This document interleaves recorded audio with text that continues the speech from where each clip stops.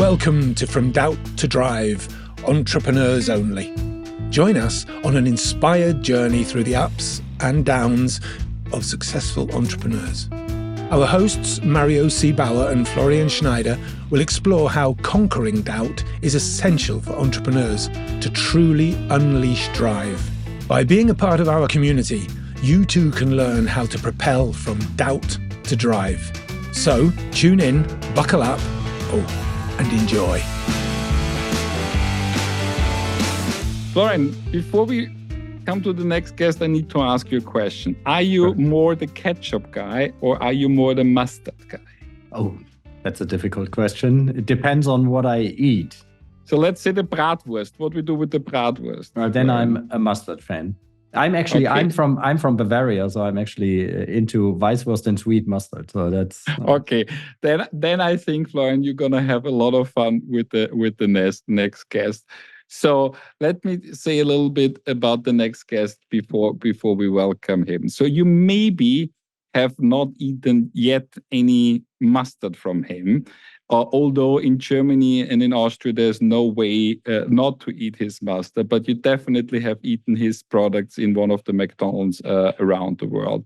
I want to welcome Michael Durach, the CEO of Develey. Welcome, Michael. Hi, everybody. How are you? I'm so happy to have you here, Michael, because we have a short but very intense history, which we will touch later on in the interview. But I met Michael in our cooperation and partnership and shareholdership in Curtis Brothers in one of the ventures. And I discovered a deep foundation of leadership and storytelling. And I thought to Florian, we need to get Michael on board because he can tell us a lot about the very successful German Mittelstand and also about family companies. So, Michael, I give a little bit background about your company and correct me if I don't get the facts right, but Develey, fourth generation, 175 years old, exporting in 65 countries, mustard, sauces, and pickles. We'll come to that. With own brands. In Germany, basically, you own the mustard market. In Austria also. I'm Austrian, so you own my favorite brand there. And you have 2,500 employees, and you produce sauces for McDonald's. And you have 16 production sites. So it's a really, really sizable company. Did I get the facts right, Michael? Yeah, that's right. But that's right. There are some big ones, but also some very small local ones as well. Okay. So I want to start with the topic of the family companies, Michael, because running a family company, obviously, it is very difficult to have the boundaries between family and business. And I want to ask you, you're running the company together with your brother, how much of your own family values is in the company and how much of the companies is in you? So how much is Michael Durach Develey and how much Develey is Michael Durach? How much is that overlapping? I would say it was, I'm the company. Well, I think in a family company, you always have the culture of the family. And so it's very hard to bring this not together. And I think a family company means full dedication, company first. And that's why, unfortunately, and this sounds tough, but family is always second. Mm. And how does the family handle that? It's not easy, especially now when sometimes the kids come up and say, oh, you never were there. That hurts. But this is what you have as a backpack when you run a family company. Maybe there's people that do it differently, but in our case, it was always either you're 100% in or it's that's our life. And that's why we love it. And when you love something, there is no difference between private and family and company, because especially in a family company, it's always about the company. And of course, family. It's linked together. And I really have to say, Michael, when we met, I always felt very welcome from you, and I thought you're a great guy. And then I met the first person from your company, and she was great. And I met the second person, and I said, like, does this guy only have great guys? And I really thought this culture was really deeply embedded. So that the culture is really deeply embedded in Develey. And it's about trust. And when you have people that you trust, then all of a sudden you create an atmosphere like in a family. Because in the family without trust, it's also hard. And so that's why we as Develey's, as we call it, we are like we are. Michael, this is a podcast which we said is from entrepreneurs for entrepreneurs, and we really dig deep into this, into the struggles and troubles of an entrepreneur, and with our friends, with Clive, who you know, and Henry, because we had a company together, we did that already. And the first question we asked to really dig deep, you have a portfolio around the world on companies and different struggles. But if you really travel back, what was the biggest problem so far you faced? What was really an existential struggle in your career? And if you can share a little bit about that struggle, what would you pick? I think this was directly at the beginning when I joined the company after a while, because after university, I was working for a big company. Was in the consumer goods, and then all of a sudden you come to your own company that is much smaller, and all of a sudden you realize that when you see, and especially in retail, customers, the only thing that I always heard: if you don't do this, I throw you out. If you don't reduce the price, then we're gonna do this to you. So, and for me, that was sticking so much into me, saying, do I really want to carry on like that and spend my life always being pushed and suppressed? And I said, I need to make sure that I create a company environment that I can say no. Mm-hmm. And that was for me the biggest thing, because especially when you are being thrown out and you always fear that you come in as the next generation. And of course, you want to make sure that you hand the company to the next generation better than you received it.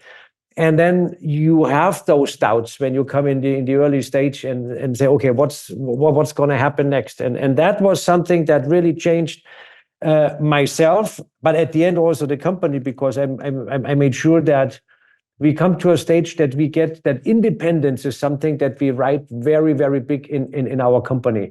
And independence from banks, from assortments, from countries, politically, but also from customers. And that helped us surviving.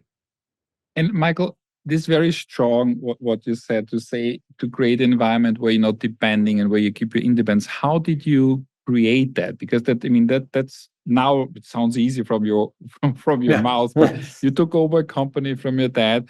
You said it was small, but it was actually, how big was it when you took over? Actually, quite a sizable. I mean, it was a tenth already. of that. What it was less than a tenth as it is today. But at the end, to determine who are your partners, make sure that you strengthen those relationships where you have a strong partnership, and put everything into that one. Make sure that you get out of things where you think it's also from the people side, but also from strategy side, not linked to our strategy in the family business, but also in the company. So that's why I always try to develop markets with partners that have the same cultural understanding. So we don't mind negotiating hard, but when I don't feel trust in a certain, then I rather go a little bit slower. And other partnerships and partners where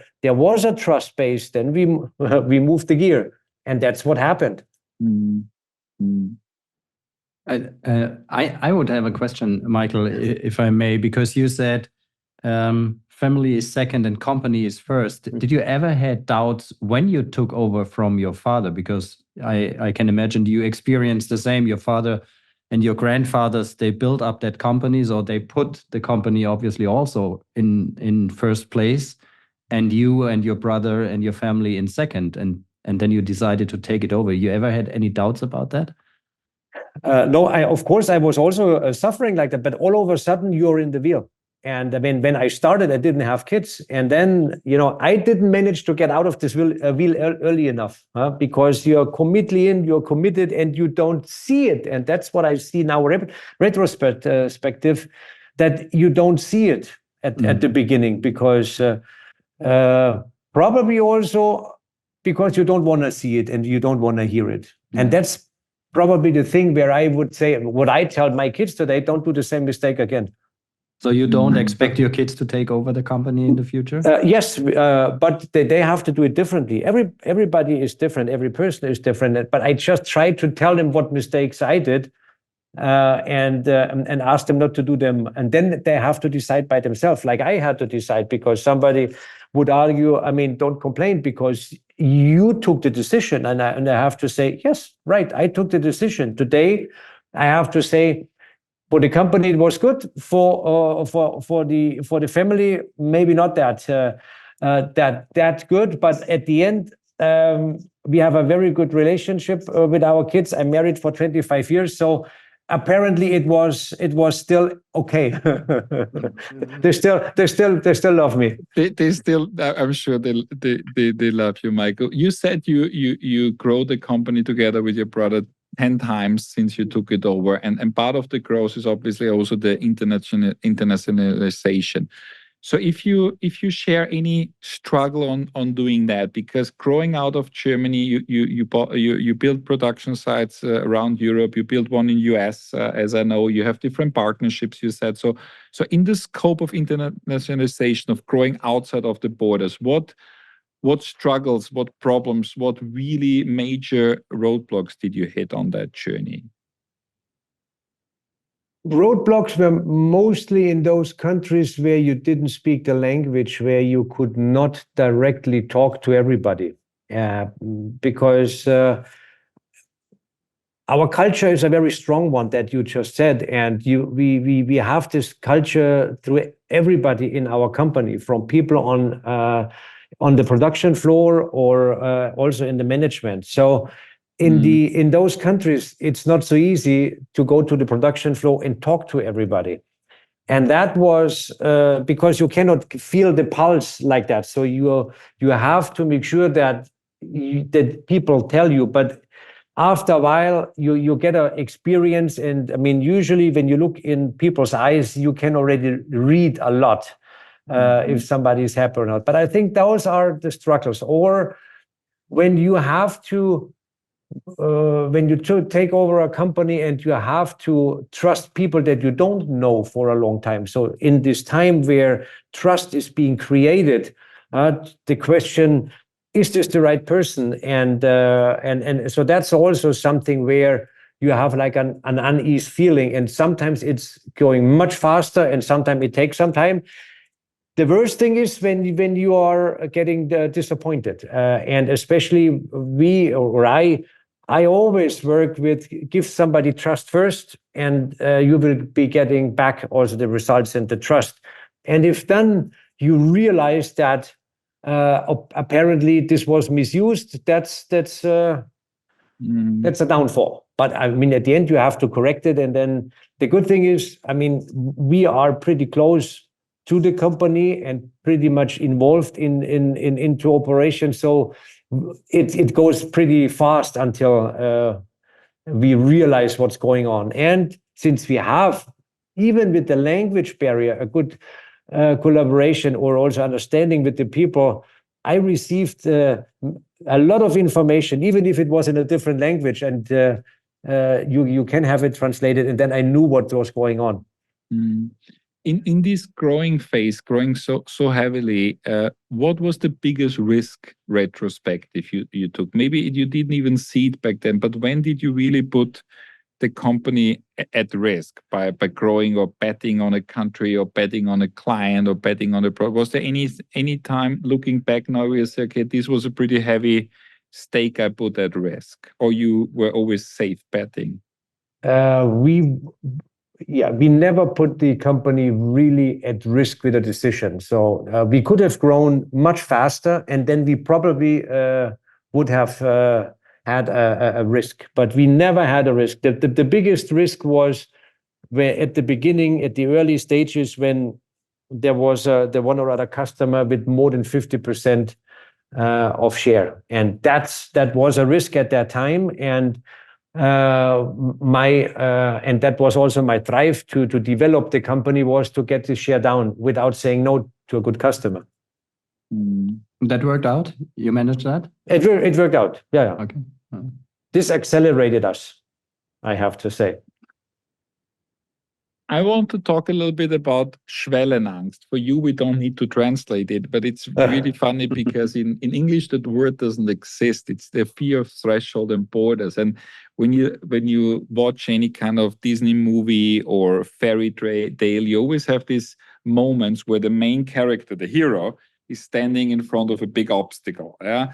And you need to overcome that obstacle to basically come out as a hero. It's the traditional Disney and the Lord of the Rings story. But what it really does in this phase of a Schwellenangst, when you face an obstacle, although you know that you have to go above this Schwelle, above this threshold and border, it's very difficult to do because you're in your comfort zone. You know what you have now, even if it's painful, but then you have to overcome that and you have to make that step. And as an entrepreneur, Michael, we have that a lot of times because we a lot of times need to go to the unforeseen. We need to open a new product line. You need to open a new country. And every time you take the risk in that unforeseen. What is helping you doing that? What are you doing in that situation? Are you trying to talk to people? Are you trying to align with your brother? Are you looking at numbers? What do you do to comfort you to make such a step? Because nobody knows what is behind that door. We all need to assume. So what is what you use? Because we get different answers from different entrepreneurs. Everybody says he has the same fears, but what is it, what you do when you face that Schwellenangst? Usually I would say, don't think, just go. But one thing is important. The question that you ask yourself, is it killing me or just hurting me if something is going wrong?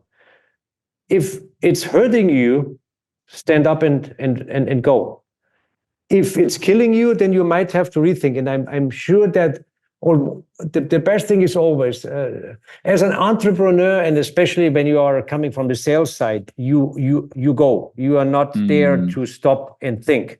This is more the accounting part. So I think the important thing is that you have people around you. Is it a very good and a really good friend, or is it somebody you trust in your close area? It can be in the company or without the company, can be even in the family, that gives you an honest answer, because you have a lot of people that are always in doubts, and you have more people that are telling you why you should not do it. And usually you're the only one, with a few exemptions, that would say go.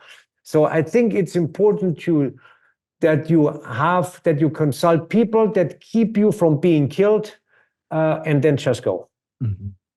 Arnold Schwarzenegger said in his last book, he said, don't listen to the naysayers. Yeah, don't listen to the naysayers. Yes. That would be with other words. Florian, you wanted to say something? Yeah, Michael, because you are leading the company together with your brother. Do you have some kind of sparring if any one of you is in a situation of doubt, where you consult your amongst each other and give help there? How do you do that? Absolutely. We are a little bit, we are our own yin and yang. I mean, because he's the accountant, so he is more the nay and I am the yay. That sounds like a tough battle. But no, it's not a battle, because I think we realize that on the one side, I have to say, I have a fellow shareholder that is fine with going into countries, maybe also countries where you don't know what you expect. On the other side, I know also that I have the responsibility to really take a decision that is not chaos. So, but we discuss the things, and at the end there is again also this mutual trust space where it's good that you have one that is thinking maybe twice or three times things, and then the other one who moves forward. And I think that was also bringing up our company, that we never did any really stupid stuff, but on the other side, we in some areas we thought thoroughly, and it was good to maybe think about it, or look at it from a different angle, because sometimes you are blindsided because you only see one area. And that's what I meant when you consult with people that are telling you the truth or have different angles where they look onto the same animal. And I always use the picture of the elephant. I mean, both are talking about an elephant, but one looks at the trunk and the other one at the tail. And they tell you two stories, but at the end it's the same animal. So sometimes you need to walk around it to find the real truth. True. I can confirm that being now in Sri Lanka that the elephant looks very different from the bottom, from the back, from the front. So Michael, that means in general, when you struggle, you rather consult, as you said, than isolate yourself and trying to find the solution alone. So you're more a person who goes out and talking, and through talking and sharing, you finding solutions. Is that your way? Definitely, I go out and talk, because the more people you consult, the more input you get, and then I make up my mind. I think the worst thing is when you just, because when you sit at home and just talk to yourself, you only have one angle. Interesting. But at the end, you have to judge. Then you have to take a decision. That's something where I think that's the entrepreneurship part, where you, because there's nobody else, you have to take the decision, and it cannot be too long. Yeah. If that's an interesting point, because we had it in another discussion with another guest once. How would you take, in doubt, how would you take a decision then? You flip a coin, or gut feeling, or what would you? Gut feeling.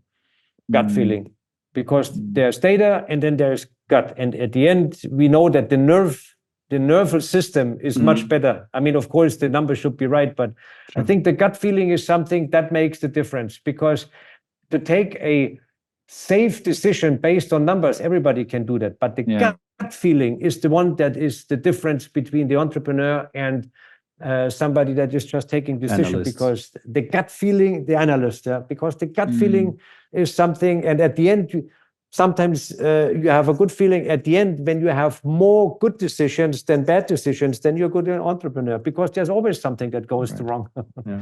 That's true. Clive also said that 51% of the decisions need to be right. Anyway, Michael, you also, besides being the leader within your own company and within the joint ventures, you and your brother act as investor. And what is different from the Michael Durach as a leader of his own thing, and what is the Michael as a board member or investor? What do you try to do differently? Because obviously you cannot run several companies next to each other. How do you, because you're a very strong leader and a very strong character, how do you handle your investments? How do you act there in case of struggles? Not like in general, like when one of your investments is struggling, what are you doing? I try to understand it better, especially those areas that I don't understand, because usually your investments that are not always 100% identical to your business, because otherwise you would do it. I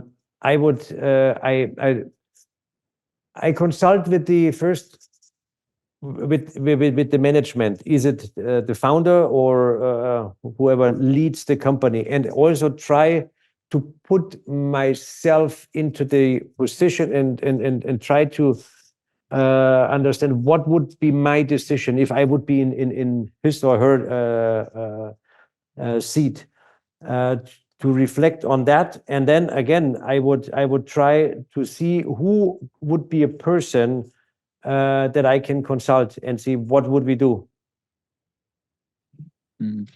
Just a small disclosure here, like Michael has been an investor in my company and actually took it over, and it was not always easy, but I said to him at the end, I said, and I really mean it, I said, like, it only worked out because you really acted like as a true care about the company. You put the company first. You didn't put yourself first. You didn't put your ego first. And only because you put the company first, we overcame all that struggle. So I can just confirm that as a small disclosure that this is right. Florian, you wanted to say something, sorry. No, not in this case, but we are basically, if we're checking the time, we are almost coming to an end.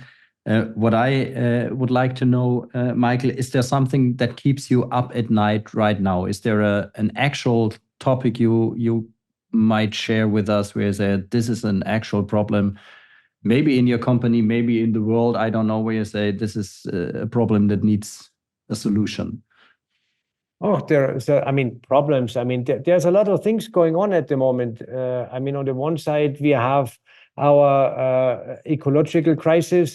We have all those kind of new political realities, I would call it. At the moment, we have in more than 100 countries, we have armed conflicts or wars, where we have to think, how do we manage that for the future? What keeps me awake at night is things that we cannot change ourselves, and that's at the moment our political situation that we have in Germany, where I say, how do we get out of this? Because you cannot just say, okay, we are not a company. You cannot just. But at the end, really, what's keeping me up? It's those things that you cannot influence directly. You can try as a company that you do at least things that are also contributing to those things. But I don't have sleepless nights, to be honest. But those are the things that you start thinking about. Okay, how do I make sure that I get, with all those things that are going on around the world right now, turn the company to the next generation, give it to the next generation? How do I have to prepare them that they overcome the obstacles that may be coming then from that situation? Yeah, right. I have, before we come to the last question, Michael, I have one more question. When you just said at the beginning, you said you worked at an external company, then you took over the family business, and it was 27 years ago or so, you said, I think, before. And I think when you took over, you had certain sorts of character traits or strengths. You probably thought, I need to be 1, 2, 3, 4 to be successful. Now looking back 27 years, what is really essential to have done that? So you started with a perception. You probably said, okay, if I do 1, 2, 3, 4 right, I will be successful. But now looking back, what was it that you had to do right to be successful?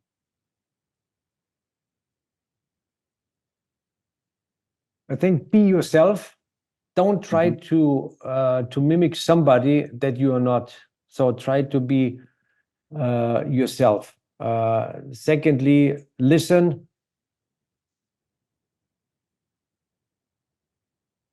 And just treat people the way you like to be treated. That's strong rules. If we would all follow that, Florian, we will have better companies and a better world. Absolutely. So to the last question, Michael, we always like, this is, as I said, a podcast from entrepreneurs to entrepreneurs, and it's especially in struggles, because entrepreneurs, when they struggle, they always think, oh, I'm so alone, nobody understands me. But this podcast should give the help that successful people like you and the others we interview, they had the same struggles and the same obstacles and the same doubts to overcome before they thrive. And it was very great that you shared all of that.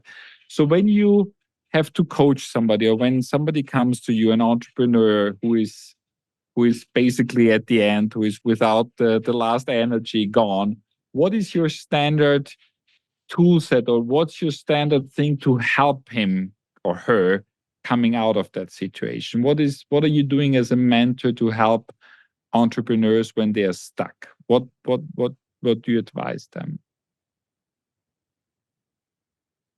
Try to take a decision, because the worst thing is when you are stuck, that you think the problem will solve itself. And sometimes it's tough to take a strong decision very early, but at the end you will be better long term. If you wait too long and think, and because this is also something personal, if you think it's better for you if you don't decide, but at the end, it will be worse in the situation. So try to decide.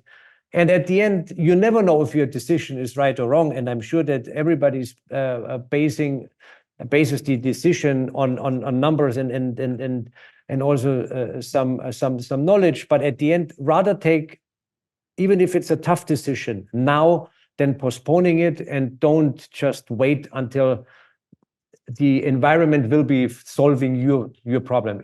They will not. And if they do, or it does, then not to your comfort long term.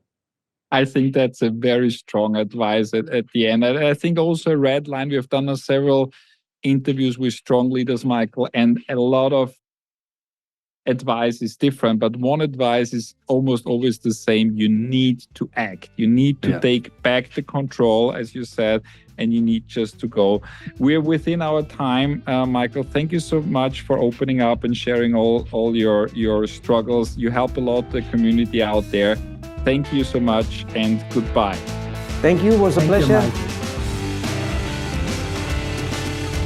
So, Mr. Schneider, mustard user and mustard king. What did we learn from the mustard king, Florian? Again, I would say a very interesting conversation we had with Michael Durach.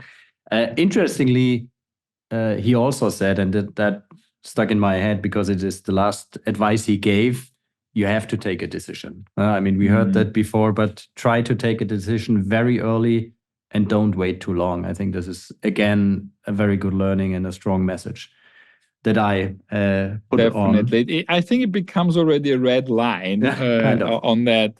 And the more I think about that, I mean, you have it in all the books, but hearing it really from the entrepreneurs, unscripted and unprepared, because we don't share the questions, as you know, and all say instinctively the same. You need to take a decision.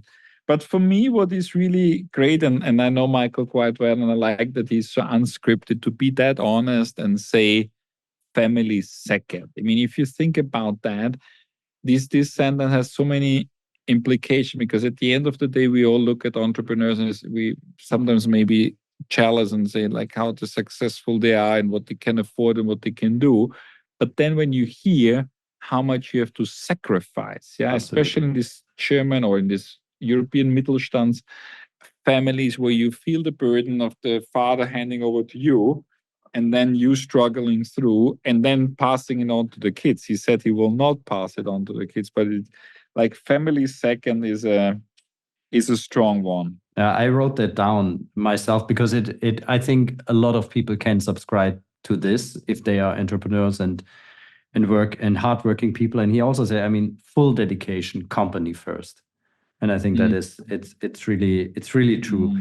Another learning that I wrote down is actually you have to give trust first, and you'll get trust back. Yes, I like that too. Also a very strong message that you being self-confident is also something that can be very helpful in the first place, and it will get back to you.